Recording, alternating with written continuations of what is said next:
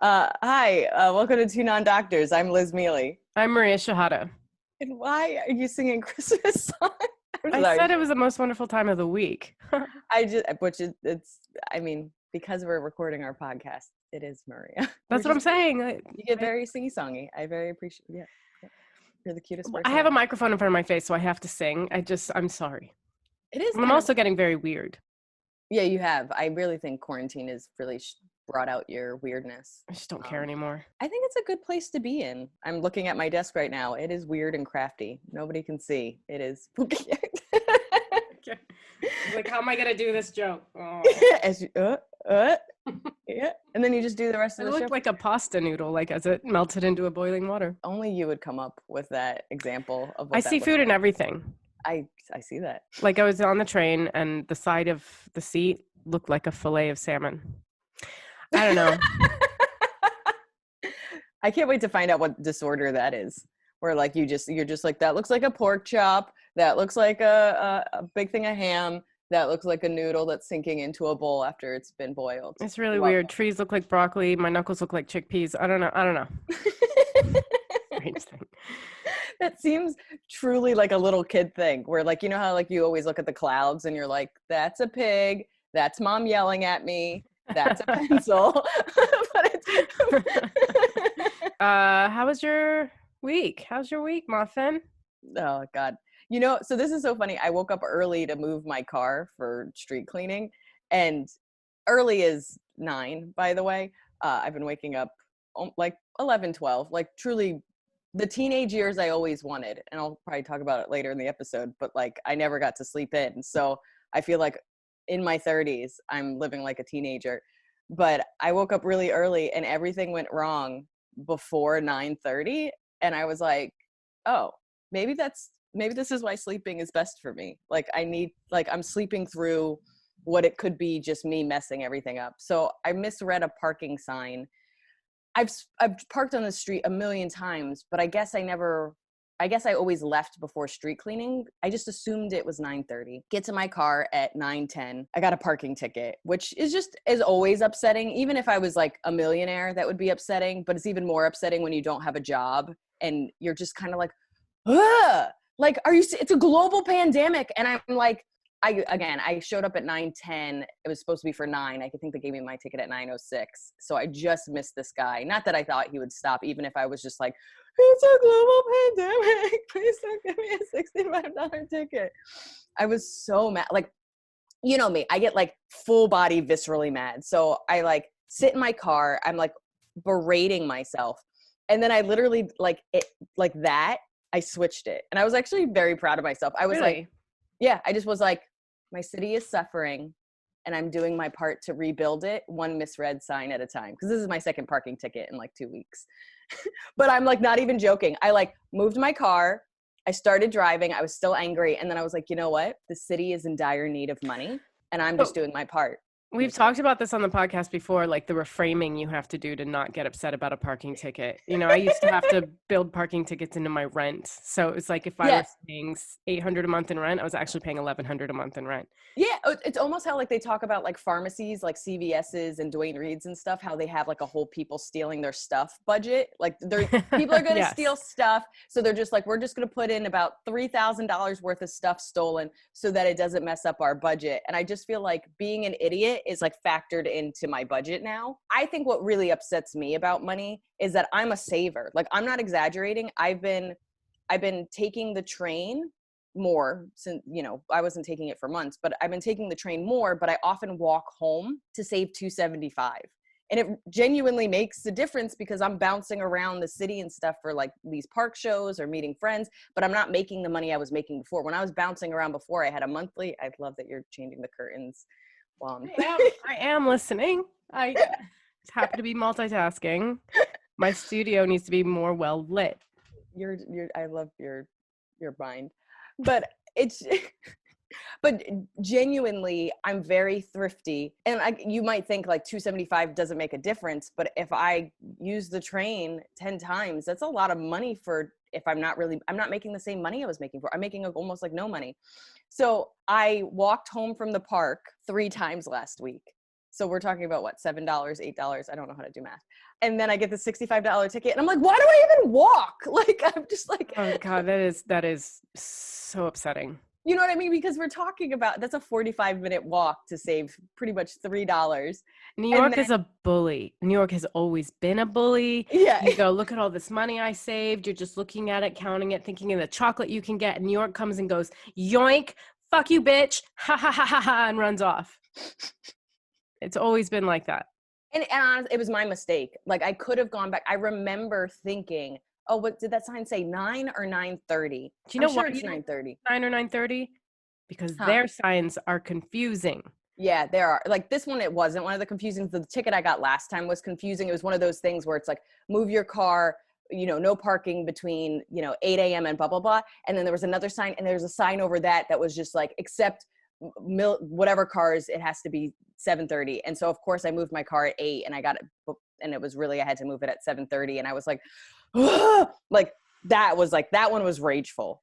That one, I was like, you tricked me. You tricked me, and that's you. That's on you. Like, that was in LA, I remember I got one in the mail, and I was like, what the fuck those is are this? mean. Those are mean. They're very mean. I wrote back, or I called her or something. I said, I didn't do this. Said I rolled through a stop sign in a park. I was like, fucking, yeah. What do you think I am? Fucking whatever. What's that camera? What is the word for daredevil? Anyway, and they were like, if you follow the link, you can see a video footage of you. Sure enough, just fucking didn't even see it. Didn't even slow down to pretend to stop. You know how you could do that? Like the rolling stop. Oh, the rolling stop. You didn't even do a rolling stop. You're like, fuck this sign. There was no acknowledgement. And just right on through. $275. Oh my God. Yeah. That is painful. Whew, they are serious about those signs, guys. Yeah. That is mean.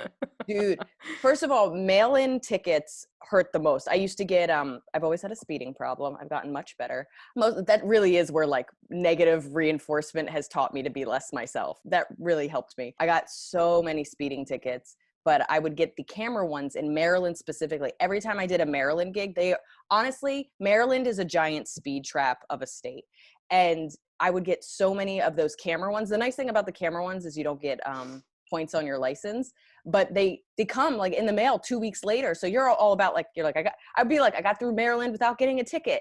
And then 2 weeks later, it was like, bam, bam. And I was like, fuck you. So every time I did Maryland gigs, they'd be like, thank you for coming. I'm like, fuck your state.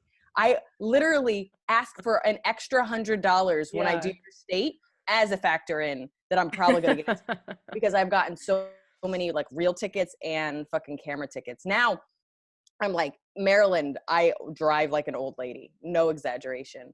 But those camera tickets are mean. I love the fact that for yours, they had this idea. We're like, we're going to we're going to get these camera tickets. We're going to make money in LA. And someone was like, I didn't do this. And they're like, can we use that footage to show them that they did do it? And they're like, that's a great idea. So footage just fucked me up so many times. Like, but I was driving Frankie, my little convertible VW. Loved her. Parked her and came out of the house and she was gone. So I was like, somebody stole Frankie. So I looked for Frankie. Then I called the police. The police like called the tow places and blah, blah. Wait, did they call the tow places? They did something. They were like, well, they're not at the tow places. So we were about to report her stolen. And then they were like, oh, no, wait. They did not say she. They were like, no, your car did get towed. And I was like, why? And they were like, it wasn't parked correctly. It was in the middle of the street. And I was like, oh, I'm sorry. I parked my car. Okay. And then I saw the picture of it and Frankie was just in the middle of the road. What happened was I forgot to put the emergency brake up. So and it was on a little Mohawk. It's on a little bit of an incline, not Mohawk, like Belmont or fucking whatever it was called, but a little bit of incline. But like she just rolled right into the middle of the street. So this car is just dead center of the street. I would love to know the person that reported that or saw that was just like, because that like just sounds like somebody left a dog in the middle of the street. Like they were just like, hey, is this belong to anybody? And they're like, can you imagine driving and just being, what is this? You start honking. Come on, buddy. you know, and then you Realize realize no one's in the no one's, car. you go to kick their ass, right? You got your bat. You're like, come on, motherfucker. There's no one there. You want to fight? And you're like, oh man, if there's going to be ghosts in LA, I got to get out of here. I can't handle these ghost cars. Bellevue. That car was also so old, it would have a ghost driver. Yeah. I mean, it would have been safer with a ghost driver. So the fan mail, okay, so it's a little weird. Our fan mail is from Roger, who's been a super fan and wonderful. He actually sent us like a voice memo after we did the ADHD. And me and Maria both listened to it. It was really fascinating. He basically just kind of talked about things that made him think and kind of put stuff together from his experiences of having ADHD. And then he kind of gave us an overview of his life and what he kind of goes through. One of the things that he said, and about 3 other fans brought up, was I said I didn't think I had ADHD because I get like uber focused. Like what'll happen is, like, especially if I'm like writing, like when I was writing my cat book, or just when I have a task that I know needs to get done, it might take me a while to get into it, but once I get into it, I get locked into it. So this is what hyperfocus is. It's an intense fixation on an interest or activity for like an extended period of time. You can get like so engrossed that you pretty much block the world out. And it's usually something that you're very interested in. I started reading more about it. I was like, oh, I think from everything Roger said to some of the stuff our fans said, I was like, I think I have ADHD. Like, it sounds a little silly, but because my brother has it, and because we always, you know, it's one of those things that we only know a couple of facts about, but we just like OCD, where you're just like, I don't know, you wash your hands a lot. I don't think I have it. Like, you just kind of have like this like one thing that people lock in on and they assume that's what it is. I just didn't assume that I had it. And now I want to do a bunch more research about it, because like, I think I sent it to you. I saw a TikTok that was like, it's the dumbest thing I've ever said. I saw a TikTok that really educated me. If you set a bunch of alarms, I don't know how to break it to you, you have ADHD. And I know that's a very simple thing, but everyone, including you, knows my addiction to alarms. I set an alarm to wake up. I do this thing where I set 1 to 2 pre-alarms before I do anything. So I have a 15-minute before I have to do something, which is like, get your life together, Liz alarm. And then I have a 5-minute one, which is like, I call it my pee alarm. It's like pee before you do something. So I have an alarm 5 minutes before we film this so that I can go pee. I do it before I leave. I get so uber focused in things, I forget to eat. I've had to set like eat alarms because it'll be like midnight and I don't want to eat before I go to bed, and I've just forgotten to eat. And so I never realized that getting so locked in that you forget your life is a part of ADHD. I always had that belief that it's just, you can't ever focus. So I don't know. I think our fans taught us something. Absolutely. They always do. But Roger left a really kind message, really insightful, and it's good voice. He does. That was like the thing we both complimented on. We were like, why aren't you on the radio? Yeah. Why aren't you doing this podcast, Roger? Come on, Roger. Well, thanks for sending that in, Roger. Thanks, Roger. Okay. Googles. Yeah. I know we focus a lot on hair on this podcast, but we both have that hair. Voluptuous, beautiful hair. That hair. That is fucking pain in the the ass. We have that it hair, although mine. We got that it. No, I mean, anyway, my Google was, because I was walking by and a shop front said something about hair Botox. I was like, I'm sorry. What? I have to learn yet another thing, another treatment for curly hair. So I had to Google what is hair Botox. And it coats the hair so that, like, as your hair ages, I guess it has gaps in it. I don't know, breaks maybe, but it coats the hair so that it has like a sheen, and it's voluptuous, and it fills in those gaps as Botox does for your wrinkles. Oh. And I think it does go straight to, and it's not a chemical treatment. Like, keratin's a chemical processing that can have formaldehyde in it, but I think it's become illegal since, and will chemically straighten your hair. And I don't know if the Botox treatment will also straighten your hair. I want my same curls, less frizz. So when somebody really solves the curly hair frizz problem, yeah, they're the gazillionaires, because that's what every product I've ever bought, whenever I buy an impulse product, it's like eliminates frizz, and I was like, this is it. This is the one. Oh my God. It changed my life. And then you're like, maybe they don't know what frizz is. Maybe they just don't get it. If I showed you how many products I have in my room right now for frizzy hair, you'd be surprised. But over my lifetime, I've tried everything. I could write books upon books. But anyway, so I want to see some before and afters and stuff of it. But I mean, I was interested in it. But I don't want to, I finally grown my hair out, and I think it doesn't have any of that chemical processing, or if it does, it's just at the very ends.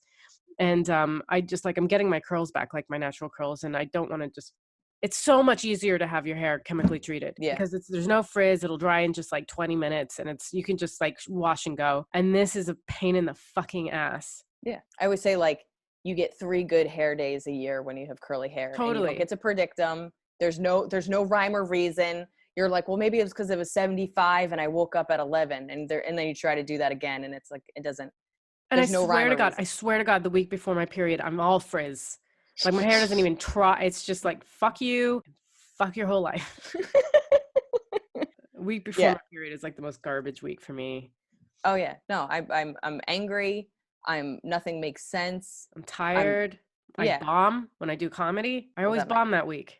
That might be you. I don't have to tell you. I'm always funny when I'm angry.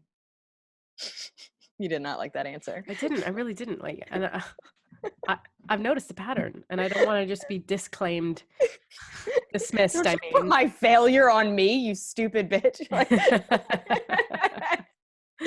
No, I honestly, anything that goes wrong the week before my period or the week of my period is my period's fault. Like that's, I mean, I'm telling you, parking tickets, anybody that's mean to me, if I'm mean to anybody, bills, I'm just like, 1,000,000%. But if any guy goes, are you on your period? I will fight you. Yeah. Fuck you. Don't dismiss me. Don't dismiss me because of a natural bodily function.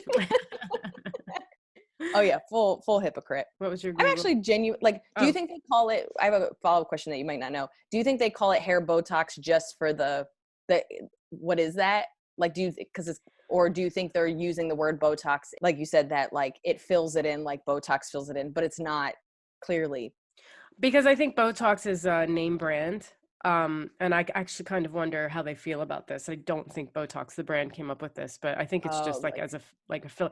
And actually, even that's wrong because Botox doesn't fill; it relaxes. Juvederm fills or like Dermafiller or like fillers fill. So it's more like a buzzword, and it did work. You were like, "Ooh, what is that?" Oh, it stopped dead in my tracks. I was like, "What?" Yeah. You're like, "What? Make my hair younger and more youthful." Let's do it. We always have very opposite Googles.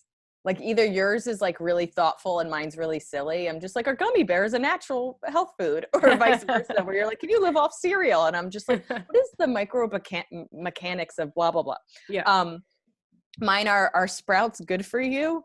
And what are the risks? Oh, I saw this on the doc, so I was actually looking forward to hearing the answer. Yeah. My mom used to eat sprouts my entire childhood. I remember she would make us lunch and then she would make like a sprout sandwich. And I was like, my mom is crazy. My mom, as we've known from our diet episode, I remember this so clearly. This must've been like 10 years ago. She would take a head of cabbage to work and then just eat the cabbage all day. Like a rabbit in between appointments, just eating parts of a cabbage. I get it. I get that.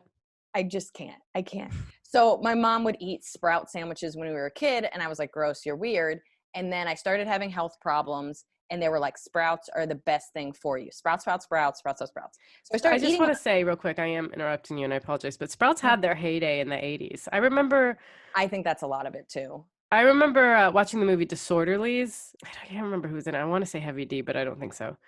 And it was like the whole joke was that like they were trying to eat healthier. So they put sprouts on their pizza or something like that. It was like my first introduction to sprouts thing, but they had their heyday in the 80s. I just wanted to say No, that's a really valid point. I do think it was like one of those 80s health foods because even my mom was pretty attached to like 80s, 90s health foods. And it took a while for her to like update it a little bit. And like there's a diner not too far from Justin. Their health menu is so 90s. It's like, it's all like low fat this and like egg whites. And you're like, yo, catch up, bro. Come on, it's about healthy fats. What are we doing with this low-cal cottage cheese bullshit? Oh like, my God, grapefruit and cottage cheese. Exactly. It was just so, you're just a little bit like, all right, you are like 7 trends behind on what is healthy and what people want in a diet food. So anyway, I remember that about my mom. And then I started getting healthy and they're like, sprouts are the best thing for you. Sprouts are going to fucking fix your body.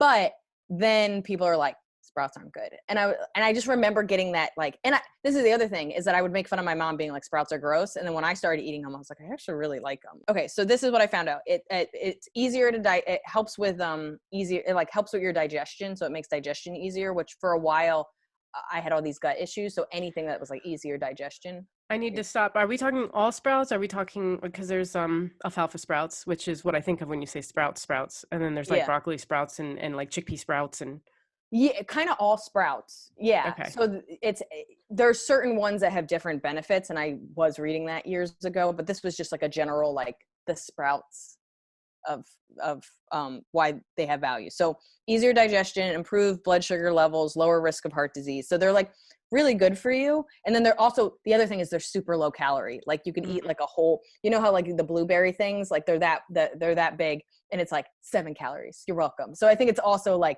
you can eat a shit ton of them.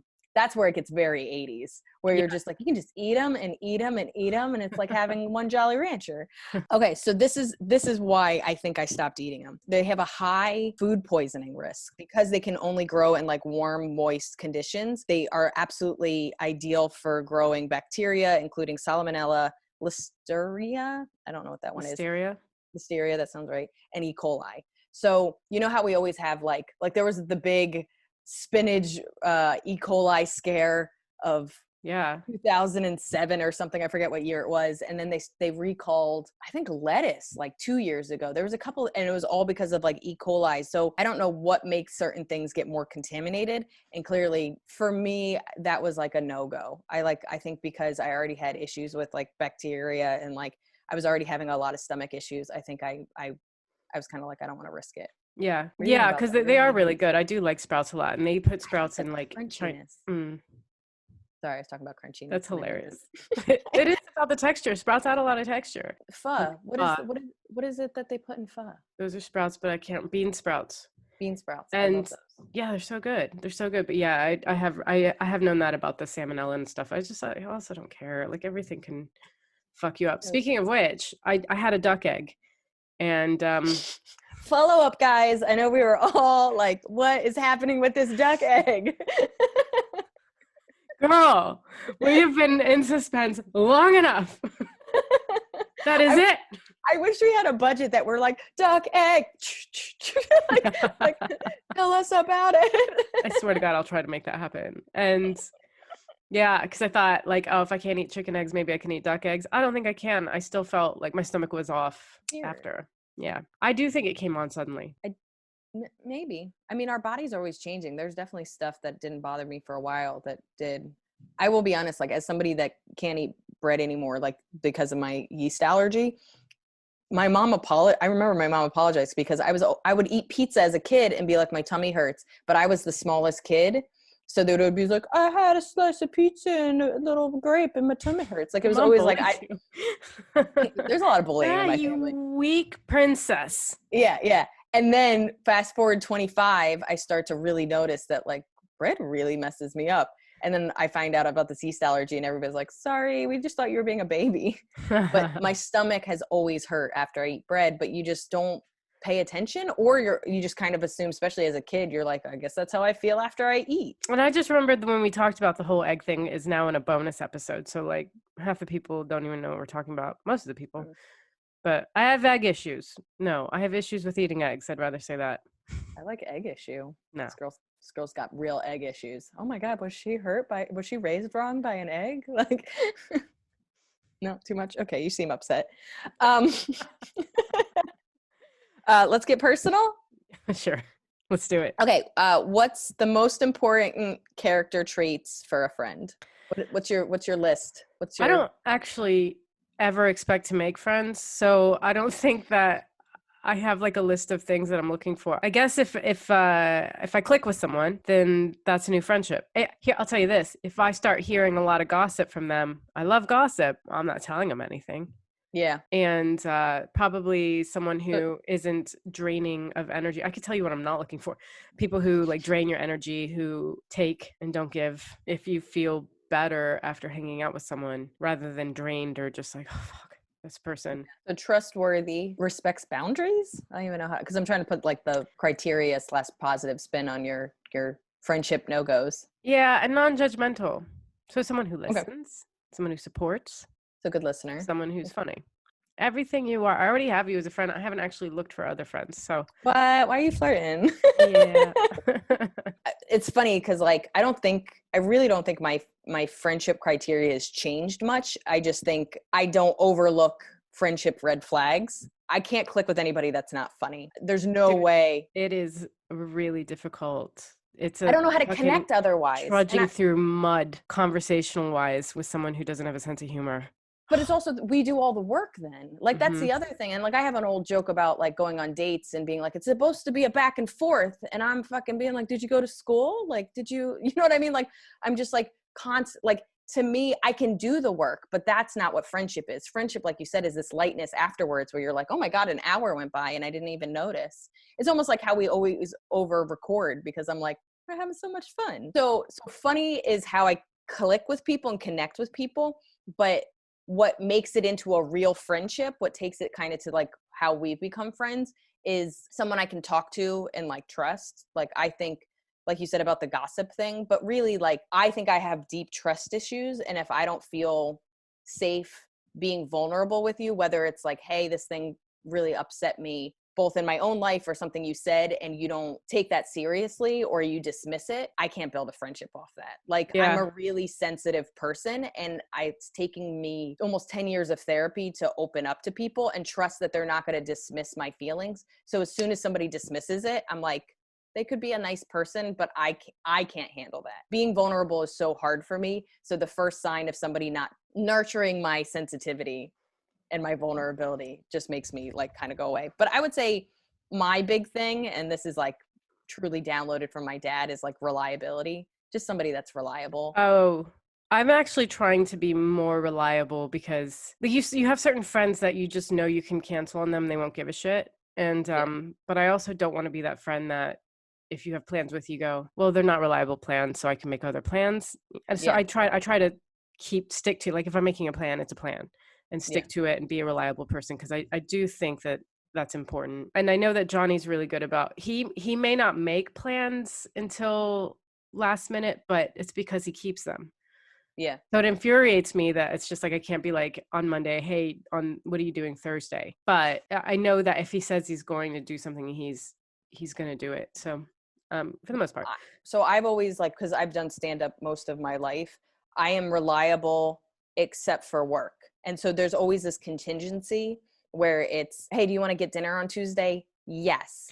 But if I get a spot, are you okay with me pushing it earlier or later or rescheduling? So Totally. I'm, especially when we did spots more, I'd be like, hey, let's say 7, but there's a chance I might have a spot. Would you be okay with 6? Like, I almost like pre-plan it, or I at least let them know there's a 50% chance that I might cancel, so they understand that and can plan accordingly. I get really miffed, I don't know if that's a real word, when it's like, hey, we're gonna have dinner at 7. Cool. And then they're like, yeah, I'm not really into it, or I'm having a bad day. And I'm like, yeah, even on my bad days, I would just give you a heads up and be like, I'm having a bad day. And this is, I mean, you can't really hold this against people. Some people want to spend time alone when they feel sad and they don't want to put that on other people. But like, I can't tell you how many times I was having a bad day. I was supposed to get dinner with somebody. I thought about canceling and I was like, you know what? I haven't seen them in a while. I can muster it up. And then I get there and I go, hey, I just wanted to give you a heads up. I'm like kind of off or whatever. And they're like, let's talk about it. Da, da, da, da. And then it becomes like the thing that saves my day. So I've learned to be a little more honest about why I might want to cancel, or giving people an out if I think I'm going to be a bad hang. But for the most part, being a reliable person has helped me get myself out of feeling shitty. And then also has probably been my reliability and my openness about my plans, I think, is one of the things that people like about me as a friend. Sometimes it drives me absolutely insane that like I'll reach out and be like, oh, so we're still on for 2 at like say maybe 11. And they're like, oh, actually, can we push it back? I have this thing. And it's like, why did I have to reach out to you before you said something to me? Yeah. Like, why didn't you, if that happened, like say they scheduled an interview. If you knew or whatever, that was a possibility, why weren't you texting me? Why am I finding out because I texted you? Right, exactly. And the other thing, like, because I there's someone I coach, and she at 12, if we have an appointment at 3, she'll be like, oh, what time did we say again? And it's just like, dude, write it down when we make the schedule. Write it. Why is it you wouldn't do that nonchalantly? Like if you had a shift at work, you wouldn't be like calling your job being like, what time did I say I'd come in today? Yeah. Fucks me off. But I mean, that's when you start to understand, like, my hairdresser has a last minute cancellation fee, you know, your doctor does, because then you can't, like, if you cancel so late, you can't do anything else. You've already told everybody you're not available. I always got really upset when somebody canceled on me last minute, especially, like, clearly if it's for a good reason, everybody gets that. But for when it's a bullshit reason, you're like, I told 2 people I couldn't hang out because I respected our plans. Yeah. And now I either have to be like, hey guys, you said you were going to see what movie? Like, or I have to just be like by myself. And it just, that kind of stuff where I was expecting to hang out with somebody and now I'm alone, or I have to eat my own words. It just makes me angry. Yeah. It's like, what does my time mean? Nothing. Like, I don't know. You Yeah. tell it's a trigger point, and that's why it's Dude, one of our friend traits. Infuriates me. Get into our sponsor. Oh yeah. Is there anything you want to say about our sponsor? We love it. We love our sponsor. We do. love Real toilet paper. It is made from 3-ply bamboo softness. I feel like softness. It also just makes me feel like a good person. I feel like we're attached to trees too much. They build clean toilets for people who don't have clean toilets. So already we're not chopping down trees. We're helping other people, all by just getting toilet paper, which we needed anyway. That's what I like about Real. And we didn't even have to go out to get it. Oh, that's actually my favorite. We always talk about how lazy we are. We're just like, I like the idea that, like, I don't even get it from, like, getting, like, the buzzer goes off and I still don't even get it. I'm just like, I don't know, guys. If they can't bring it into my bathroom, is it really worth it? I want the toilet paper to shoot through the window as I need it. Sorry. I'm going to ask if that's like a bonus feature that we can get from them. But it is free shipping in the US, which is dope. If you use our promo code 2nondoctors25, you get 25% off your first purchase and or your first subscription order, and you can go to realpaper.com. That's REELPAPER.com.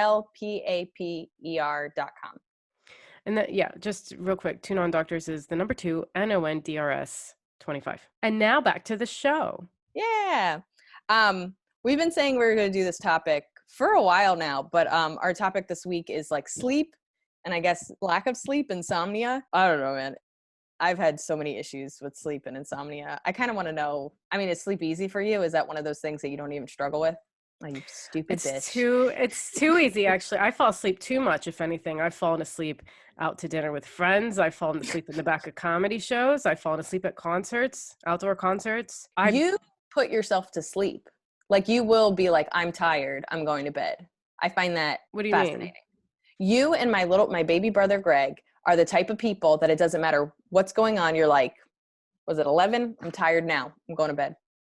Yeah. As opposed to what? Isn't that what people do when they're tired?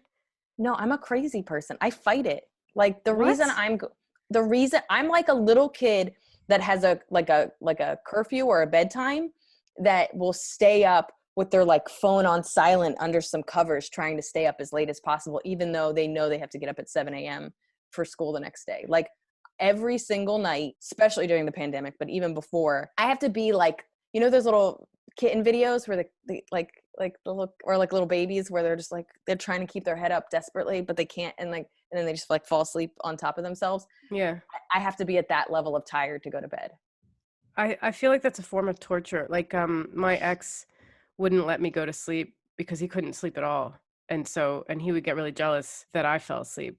And so he would wake me up. That's passive aggressively. That is evil. First of all, sleep deprivation is a form of torture. So to me, I would just feel like, so glad you're not in that relationship. Oh, it didn't work.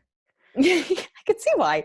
But I mean, that's one of the things I always admired about you, is that you're just like, I'm tired, I'm going to bed. And I'm like, tell me more about this habit of just being tired. So what happens? Because usually when you're with me, if I'm going to sleep, we usually go to sleep at the same time.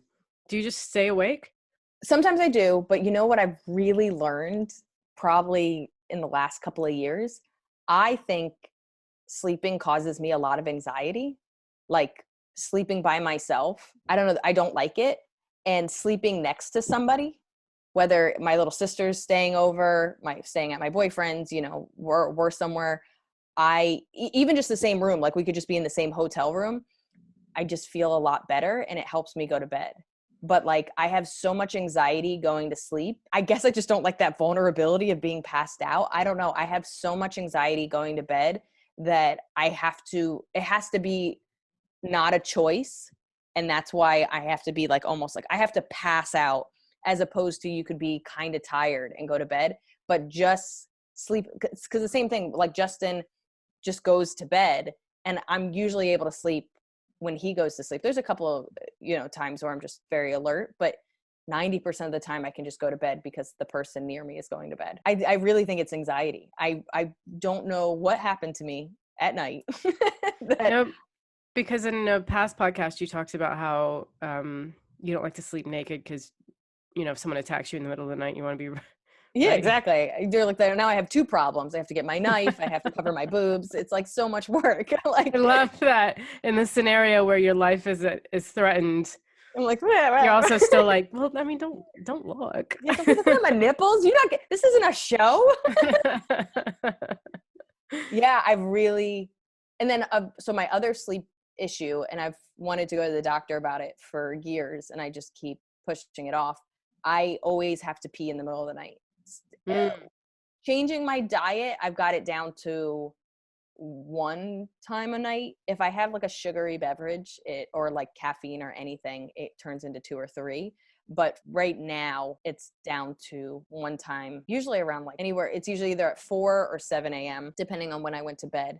But I've always said I have like an old man bladder. I have to get up once or twice in the middle of the night to pee, which I think prevents you from hitting deep sleep or Yeah. getting as much sleep. So sleep has been one of my hard. And then I had insomnia when I was in high school, and then I easily get insomnia from being stressed out. If anything, I feel like I'm more narcoleptic than the other Yeah, side I of mean, it. from your story, you're like, I'm at a concert, really loud, and I'm I like, cuddled I up. swear to God, like, if I haven't actually seen narcolepsy, like this guy Carl I used to know was actually narcoleptic. I did a podcast with him, but it was more of a radio show. But he was the host. He had narcolepsy, so he'd invite people on in the studio. It'd be me, him, and Ed. I don't know if he warned the guests that he has narcolepsy or I know where not, this is going. but they always look stunned because he'd ask a question and they would answer. In the middle of their answer, he was, and so Ed and I would have to jump in and start talking, but they would be like, and then, so my mom, when I was 5, because they would see that he had fallen asleep. That would upset me so much. Like if I had any kind of, I think I'm boring or uninteresting, and then somebody slept in the middle, fell asleep in the middle of my story, I'd be like, well, that proves it. That's it. Such a nice guy, so talented, but How do you not warn people though? he might, I hope he did. I definitely like err on the side of sleeping when I shouldn't be sleeping. Insomnia, I've had nights where I can't get to sleep, like after a breakup or just really stressful situations or, very sad times in my life. I can't sleep or eat. But it's not a regular thing. It's normally like, I don't want to blame my parents, but my dad didn't really let us sleep a lot. Like my dad, I wish I did more research on this. My dad was a dairy farmer when he was in college. So he would have to get up at like 3, 4 in the morning. And I feel like it programmed him. I feel like, cause my dad has always gotten up at 3, 4, 5 in the morning. That's just what he does. Even he's going to retire in a couple of weeks. And I know that's probably not going to change. And sometimes my dad will be like, I slept in, I woke up at 5:30. And I'm like, your life is so weird. Like there are times that I'm going to bed as the sun is rising and I don't get it. But because my dad was all about start your day, my dad has been sleep deprived my entire life. My dad almost reads as narcoleptic because my dad I know it's a dad joke in general that your dad can sleep everywhere and like, they're always tired. But my dad had 5 kids, owned his own business, was a veterinarian, and then just had these crazy hours. And I think it wasn't until high school that he read a book about sleep that he was kind of like, ooh, I fucked up. Because I don't even know if I've talked about this before. My dad used to pick me up at sleepovers at 6 a.m. to start my day. Yeah, you did actually. Yeah. You were the one at the sleepover walking over everybody else because your dad picked you up at 6 a.m. Everyone hated me at a sleepover. Nobody liked my dad I because wasn't, even the moms are on a weekend are sleeping. And now yeah. somebody's ringing the doorbell. So that people weren't mad at me, I used to set my own alarm and then wait for my dad outside at 6 a.m. because so many like parents were getting pissed that they were getting woken up by my dad. Oh, that started Liz Mealy's alarm addiction. Probably, Oh my probably. God. And I would try to like just like sneak out. Now I wish like my Fitbit, you can set alarms where it vibrates so it wakes up nobody, and I'll do that a lot if I had to go to the airport and I was sleeping at my boyfriend's, to just try to not like wake him up if he had to work. I wish I had that as a kid because I had so much insecurity about, like, I was so excited to be at a sleepover, and they would be like, and then tomorrow morning we're gonna have pancakes, and I'll be like, I'll be missing pancakes. It's like when you stay at a bed and breakfast, or like the hotel has breakfast, and it's like, I'm not gonna get to see it because my flight's at 7 a.m. Yeah, And yeah. I'm not gonna get to So eat it. that's the best when you go to the hotel and they tell you that, like, we have a free continental breakfast from this time to this time, and you're just like, I never get the rewards I deserve. Seriously. Why did I do this? Damn it, why do I always pick these early flights? Yeah, my dad picking me up early was legit like Tony Robbins, you're 14 and you should start your day. And I was just like, and my dad would always be like, go to bed at a reasonable time. He would like drop me off and he'd be like, have fun. Please go to bed at a reasonable time. I'll be picking you up at 6 a.m. And I was like, sure, bro. And then we would like drink and do drugs until like 4 a.m. And then I would like wake up, like truly like hungover 15-year-old. And my dad's like, what time did you go to bed? And I'm like, like midnight. like trying to pick something that seemed real, but I mean like was a mess. And then I would have to like babysit my brothers or help clean. We always cleaned on Sundays. I would have to like help clean. I will say this, my dad let us take a nap. My dad was all about naps because my dad was always involuntarily taking naps. If you started your day at 6 and you wanted to take a nap at 11, you could do that. But my dad read this book about like this huge thick book. I remember it. I was probably 17. So that makes Emily like 12, and then my younger siblings like truly like little kids. It basically said teenagers need a lot of sleep and they can't grow and pay attention and be focused and do well in school if you don't let them sleep anywhere from like 9 to 12 hours. And my dad was like, yeah. So he started letting us sleep in. I was already like a senior, so I was able to sleep in until 9 when I was a senior, which is like a big deal. And then my little sister was able to sleep in until like 10 or 11. And then my brothers were able to like sleep in. They're all, just so we are clear, my younger siblings are all taller than me, my older sister. Yeah, I was gonna ask that. I was gonna say, because Teresa's shorter than you, right? Mm-hmm. She's a little under 5 foot, and then I'm a little bit over 5 foot. So this is what I found really interesting. I read up how much sleep you need. They say basically the average adult needs anywhere from 7 to 8 hours. Then teens need 8 to 10 hours. And then they say school age kids are 9 to 12 hours. Toddlers are 11 to 14, and babies are 12 to 16. And I was like, no wonder women love cats. That's just a cat. A baby is just a cat. Cats sleep 16 hours a day. That's just, I literally read that and I was like, I guess I like babies because they're just like cats. They cry Yeah, but then less. they grow into adults that you don't like as much. Oh yeah, no, I don't like the whole talking back responsibility. I don't like that I can't leave them alone for 4 days. Yeah. Yeah. And then Pay for your own college. that's interesting. And they need more sleep so that they can grow and develop. You're still doing that in your teens, your school days, your teen years. And your dad just cut that right off for you and Teresa. Unfair. Oh yeah. And clearly not on And he purpose. obviously didn't get to sleep either because he's on the shorter side. Yeah, my dad's 5'4". Yeah. We also have very tiny, like, I don't know if like maybe Italians in general didn't sleep and that's why we're all short, because I have a great grandfather that's 4'11", and then I think I have another great grandfather that's like 5'1", 5'2". Oh my God, little angry mealies. I know, they're so cute, little Italian hats. I don't know how tall my grandparents were. I would love if that's the real link to shortness, is like you're working up early for work and therefore you don't have the extra time to grow. Like, did all basketball players just sleep more? Yeah, no, but then yeah, if you think about it, like royalty would be tall as fuck. Yeah, that's true. I would like to have that conspiracy theory though. Like you run into LeBron and you're just like, "What? You got to sleep in? Must be nice." And they're like, "What?"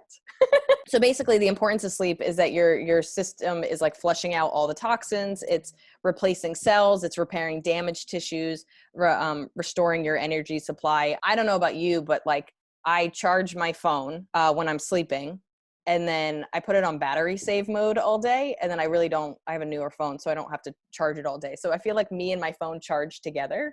Like we both, like it's literally the last thing I do is I plug in my phone, and then we both go into sleep mode. And then of course, sadly, it's the first thing I look at when I wake up. So I like wake up, put on my glasses, and I'm just like, did we both restore? Look at 100%, Have you 100%. ever woken up to a phone that hasn't restored? Like it didn't Like it didn't charge. charge? Oh yeah. You're like, what were you doing? Who were you talking to? Well, especially here because we have to flip on the switch, like the plug has the Oh little yeah. flips, and if you forget to do that, it's like, ah! It just drives me fucking mad. Right now it doesn't matter because I don't leave the house, but when you had a full day where you were going to leave the house and you're like, now I'm just going to be that person every day that's just like all day that's just like, sorry, I can't talk because I have 2% on my back. Why would you leave the house that way? I didn't mean to leave the house that way. Yeah, right. Don't judge me and my styles. When the pandemic happened, nobody was happy. But they first was like, it's going to be a couple of weeks. And then it was like, it's going to be a couple of months. And now fucking whatever. But as soon as I knew it was this, like they kind of said it was like, okay, it's going to be for a month. I was like, I don't hate it. Like I was burnt out, and I can start seeing the signs of being burnt out because we've always discussed that early flights are the cheaper flights. Like I always take early flights because they're the ones that take off and they're the cheapest ones. So even if I don't have to be somewhere early, I would just wake up at 4, take, a 5:30, 6 a.m. flight, take my hotel nap, and then start the whole process the next day. And because that's not my natural cycle, it would mess me up. Like my left eye starts to twitch. That's usually when I start to know that I get sleep deprived. It's constantly twitching and it's really distracting. And then I get brain fog, like crazy brain fog, where like I was talking to a friend and I was like, I was looking for it's the thing that you put on your head. And she's like, a hat? I was like, no, not a hat. Like it keeps your hair back. And she's like, a rubber band? I was like, not a rubber band. She was like, a hairband. I was like, yes, a hairband. Could not find the word. I did that with a gate. I start to play charades with everyday words. And I still have that issue in general. Like we do it all the time where I just can't think of basic words. But when I'm really tired, I remember describing what a gate was to my friend Ashley. I was like, the things that, and she has a farm. So I was like, the things that make the chickens not be with the other animals. And she's Yeah. like, what? I know And I that. was like, the thing It's with so simple that it sounds ridiculous. yeah, I was like, in the novel, they painted it. And she's like, what are you talking about? And she's like, a gate, a fence. I was like, yeah. And then I get mad at her. I'm like, you should just know the words in my brain. I mean, I think that's a little mix of dyslexia, but when I'm really tired, like basic words just go out the door and they become signs that I'm like burnt out. But like, I remember going from just being sleep deprived to being burnt out. Like I've become my dad that like when I was on a plane, I would get to my seat and I would pass out and I would wake up when we were landing. Like didn't matter what seat I was in. I would always have a mask. That was my big thing is light, but I could sleep in any seat at any time on any plane. Okay, so for you to get to sleep, you either have to like deprive yourself so much that you just pass out anywhere, Yeah. or you started running, because we've talked about this on past podcasts. Like you exercise, like is it an intense amount of exercise or just any like normal amount of exercise? Like do you have to overdo it? I kind of have to overdo it. Basically what happened is in high school, now like everything I've read about insomnia has to do with some kind of stress or trauma. So like you said earlier, like after a breakup or really worried about something, like I don't know if my sleep issues are just my general level of anxiety. And then of course there'll be extra stress, whether it's like an important performance or worried about something I have to do the next day, or something going on in my life. But basically I was really unhappy and very depressed in high school. I could not sleep at all. I went through a phase of all I did was sleep. Like I would come home from school and I would fall asleep and I would sleep through dinner and I would wake up at like 10 p.m. and then I really couldn't sleep. But then I went through a phase where like I just couldn't sleep no matter what. I couldn't nap. I couldn't do anything. And I was I couldn't focus in school. I was really upset. I was really depressed that my dad gave me that sleep book he read and I read the chapters on insomnia. And it was like, limiting your caffeine, which I never really drink coffee, but I always loved like Coca-Cola. So I stopped drinking Coke. Then it was intense exercise, because basically if you have insomnia, most likely it has to do with stress and anxiety. So if your body is so tired, it almost takes over your brain and it just passes you out. So that's how I got into running when I was a teenager. And I started out, I wasn't good at it. So I started out just doing like 1 or 2 miles. And then that's why in college, I started getting into marathons. And it was like in the chapter of my life, it was my best sleeping years, because I was running anywhere from 5 to 10 miles most days. And so I don't run like that anymore. Like at this point, even during all this free time, I'm running maybe 2-3 times a week for like 3 miles. I'd like to get back up to something intense, because it was, or like when I was doing CrossFit, I would beat the crap out of myself. And so and then I was doing shows and I was running around the city. So by the time I got home, or like even after shows, like because I was getting up at 5 a.m, flying, preparing for the show, doing the show, by the time it was like 10 o'clock and I knew I had to fly early, I could just pass out. But I almost have to beat the shit out of myself to have a good night's sleep. You seem to have already, like you're kind of a night owl, like you go to bed later, wake up later, and like that's sort of your natural rhythm, and you can, but like if you're upset about something, you won't sleep at all. I'm sorry, why am I laughing? What a bad friend. So how you're like tormented. Sorry. I love that you turned it into an evil laugh. Yeah, it is evil. That's the biggest thing that changes when I'm really upset is and it also starts to be, because sometimes I won't even know that's what's happening. It starts to be my telltale sign that something's bothering me, because I don't always know that something's bothering me. And then it just gets increasingly worse. And then I also think it's a thing that spawns me into depression. Like I'll have trouble sleeping. I start to get, instead of getting 7-8 hours, I'm getting anywhere from 6 to 4. They also say, like, I remember this from that sleep book, 6 hours or less is sleep deprivation. Like these people, like you really should be getting between 7 and 8 hours of sleep. And when you start to get less, you're already in sleep deprivation, and you can make it up. Like you're never going to, like, let's say you have 3 nights in a row where you only sleep 3 hours. You're not going to, like, then when you finally sleep 13 hours or 20 hours, like you'll basically, hopefully sleep 8.5, and the next day 8.5, and you can slowly build up and fix the sleep deprivation. But like you do get to a point of like no return, where like, and you can do brain damage. Like that's what they really say is like sleep deprivation over and over again really can cause issues, because you're not letting your body do its full repair. If I'm really upset, my gauge of like how upset I am is food. It's like if I can't eat, then I know I'm really fucking upset. It's like you test to see if something's broken by whether or not you can walk on it or yeah. That's me for emotional pain. It's like, can you eat? No? Oh, we're in trouble. This is bad. You have like emergency numbers. You're like, I haven't eaten in like 12 hours. And I'm like, what do you need? What's happening? Do we need to take you to the hospital? Because we text most days. We'll be like, how are you? I'm like, I didn't sleep well. And you're like, Muffin, what's wrong?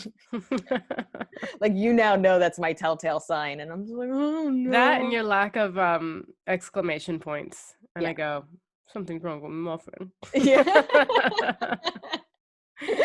You won't even say anything, and I'll just be like, what's wrong? You're like, how did you know? It's creepy. It's actually creepy.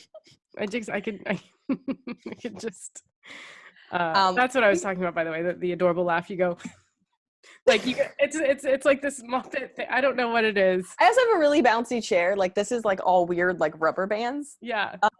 So I think it's most of the fact that I'm like a cartoon character. I always throw my head back. I get like I am very much a Muppet of a laugher. And then this chair is super bouncy. So it's the cutest thing ever. Just like just editing it. I just want to do a montage of like this.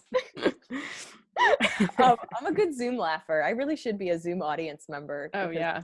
I'm a full body laugher. I'm doing an hour. And I've only done a couple 10-minute spots in the past 5 months. So this is going to be interesting. Anyone coming, please don't expect a lot. But just lower your expectations, but come. Revel in the fact that I'm floundering and it's going to be clumsy, and like let that be fun. So it's September 14th in London at Top Secret Comedy Club, 6:30 p.m. Maria is one of the funniest people I know, if you don't already know that, but definitely go see her stand up. And then also Top Secret is just like a great club that we both love and has been good to us. So support Top Secret, support Maria, go see some live stand up in London. Any tips for Liz getting to bed? let us I'll know. take anything. I should say that I take melatonin sometimes. I've heard you're not supposed to take it every night, so I don't. And then I found like truly CVS brand, or like some kind of like, not like an important brand, but it's this time release melatonin, and it actually kind of changed my life. Oh, Again, I try not to take it, but like if I really do need to sleep, my other thing is I don't stay asleep. And this thing is like, it helps knock me out, but then also it helps me stay to sleep. So that has been like when I really need to sleep. But I've also like taken it and then I'm just up for 4 hours and I'm like, these fucking over the counter things are useless. yeah. But like sleepy time tea, like do you do like a stretch before you go? Like I would love any kind of how you've tackled your insomnia, or like I know the whole like you're not supposed to look at a screen before bed. I don't know if that's ever gonna happen to me. My book is a screen, my phone is a screen, my TV computer is a screen. Like it's just so hard to that hour before you go to bed not to be on a screen. But yeah, I would love to know people's like what are people's tricks or things that help them sleep. You can write to us at 2nondoctors, full-word doctors @gmail.com. And we never did our announcements. Oh Subscribe, my God. rate and review. Thank you to all our We Patreons. got a lot of patrons for the sticker Yeah, promotion. August was our best month, and we are super grateful for everybody that's contributed, and we're just it really does help us right now. And I think that's it. Did we do it? Yeah. Yeah. We'll follow us on the social medias and keep listening. We'll see you next week. Get a good night's sleep, everybody. I don't know why I got super cheesy. Bye. Such an asshole. Bye, guys.